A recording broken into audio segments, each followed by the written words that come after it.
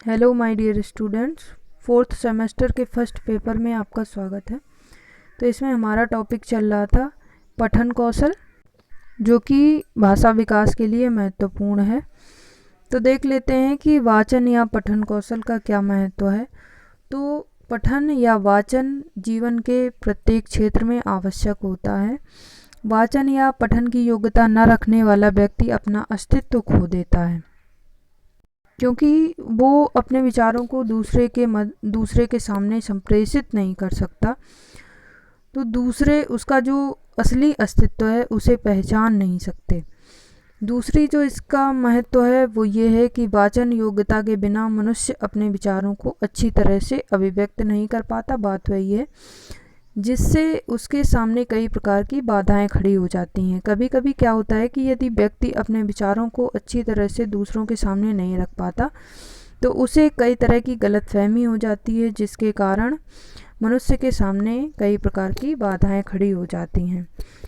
एक इसका महत्व ये भी है कि वाचन या पठन शिक्षा प्राप्त करने के लिए बहुत ही उपयोगी है, क्योंकि शिक्षा प्राप्त करने का माध्यम वाचन या पठन होता है। लिखित और श्रवण कौशल भी हैं, क्योंकि मैंने बताया था कि भाषा विकास के 4 कौशल हैं। पहला श्रवण कौशल, दूसरा वाचन कौशल, तीसरा पठन कौशल और चौथा लेखन कौशल। तो ये जो चारों हैं वो भाषा विकास के लिए बहुत ही उपयोगी हैं, मीन्स शिक्षा प्राप्त करने के लिए बहुत ही उपयोगी हैं। लेकिन यहाँ पर बात पठन कौशल के महत्व की हो रही है, इसलिए वाचन या पठन शिक्षा प्राप्त करने के लिए बहुत ही उपयोगी हैं। अगला जो इसका महत्व है वो ये है, वाचन या पठन कौशल ज्ञानोपार्जन का साधन है। इसके द्वारा हम ज्ञान अर्जित कर सकते हैं, क्योंकि पुस्तकों को पढ़ने से केवल ज्ञान के दर्शन होते हैं, जबकि वाचन के द्वारा, वाचन मतलब पुस्तक को पढ़ने के साथ साथ उसमें जो ज्ञान दिया गया है उसे समझना भी, उसे हम आत्मसात कर सकते हैं। आत्मसात करना मतलब ज्ञान को धारण कर सकते हैं। अगला जो महत्व है वो ये है कि व्यक्ति जिस व्यवसाय में भी जाना चाहता है उस व्यवसाय के बारे में जानकारी उसे पुस्तकों के वाचन या पठन से ही मिलती है।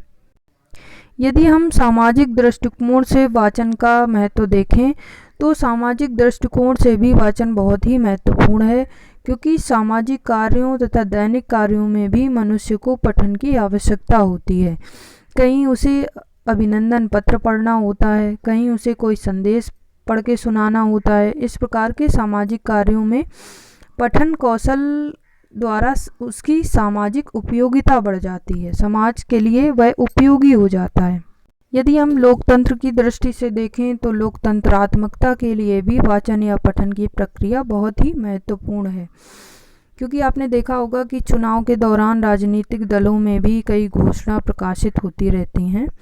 उन्हें अच्छी तरह से समझने के लिए वाचन की योग्यता का होना बहुत ही आवश्यक है।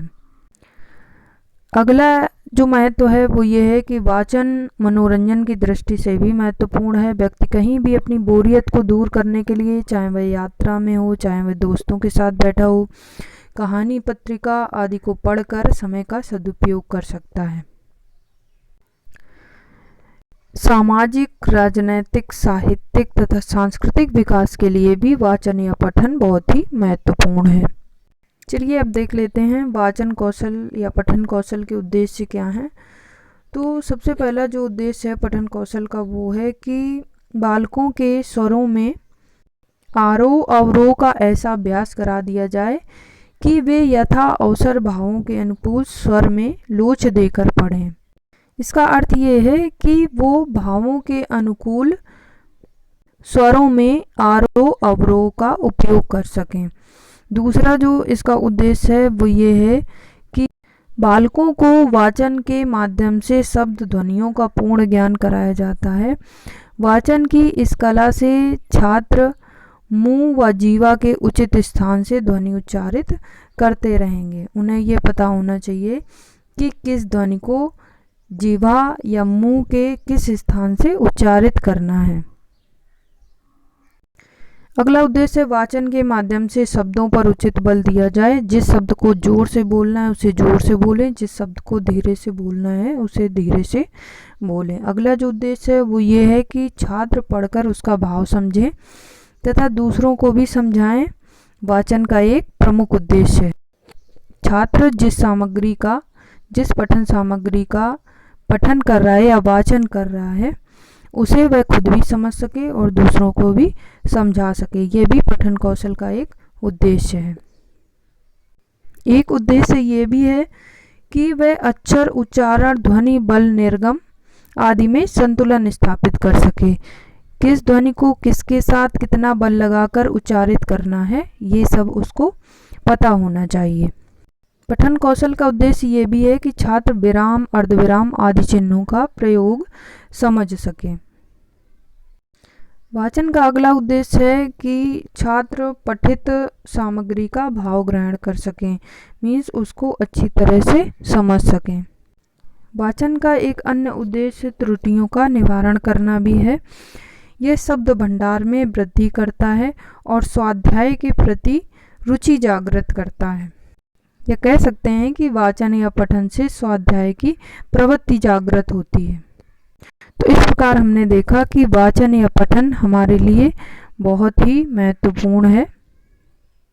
अगले वीडियो में मिलेंगे अगले टॉपिक के साथ, तब तक के लिए धन्यवाद।